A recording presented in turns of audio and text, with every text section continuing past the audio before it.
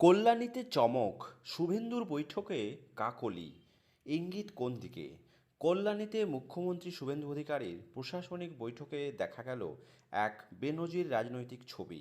মুখ্যমন্ত্রীর ডাকা এই পর্যালোচনা বৈঠকে যোগ দিলেন বারাসাতের তৃণমূলের সাংসদ কল্যাণী ঘোষ দস্তিদার।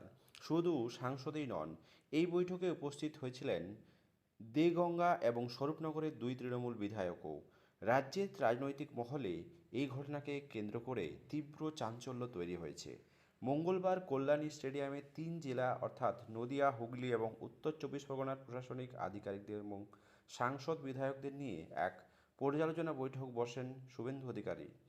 রাজ্যের ক্ষমতায় পালাবদলের পর থেকেই মুখ্যমন্ত্রী ঘোষণা করেছিলেন যে প্রশাসনিক বৈঠকে দলমত নির্বিশেষে বিরোধী দলের জনপ্রতিনিধিদেরও আমন্ত্রণ জানানো হবে। সেই সিদ্ধান্ত অনুযায়ী এই বৈঠকে তৃণমূলের সাংসদ ও বিধায়কদের আমন্ত্রণ জানানো হয়েছিল।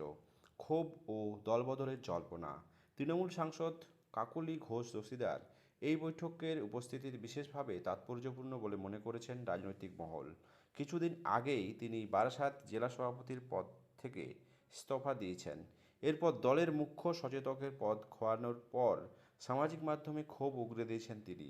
তার দলবদল নিয়ে যখন জল্পনা তুঙ্গে, ঠিক তখনই শুভেন্দু অধিকারীর বৈঠকে তার উপস্থিতি সেই জল্পনাকে আরও উস্কে দিল। তবে এই বিষয়ে কাকলি ঘোষ দস্তিদার দাবি, এটি কোনো দলীয় কর্মসূচি নয়, সম্পূর্ণ প্রশাসনিক বৈঠক। জনপ্রতিনিধি হিসাবে এলাকার উন্নয়নের স্বার্থেই তিনি এই বৈঠকে যোগ দিয়েছেন।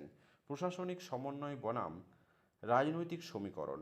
মুখ্যমন্ত্রী শুভেন্দু অধিকারী এই পদক্ষেপকে রাজ্যের প্রশাসনিক কাজের ক্ষেত্রে একটি নতুন ধারা হিসেবে দেখা হচ্ছে।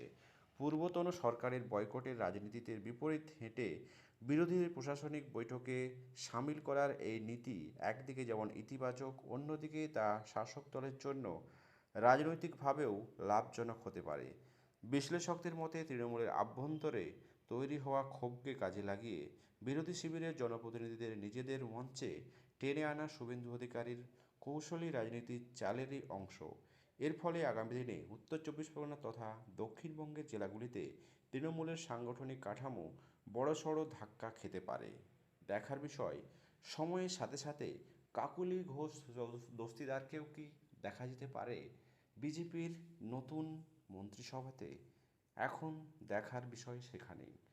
দর্শক, আপনাদের মতামত অবশ্যই কমেন্ট বক্সে জানাতে ভুলবেন না। চ্যানেলে নতুন হলে সাবস্ক্রাইব করে পাশে থাকবেন।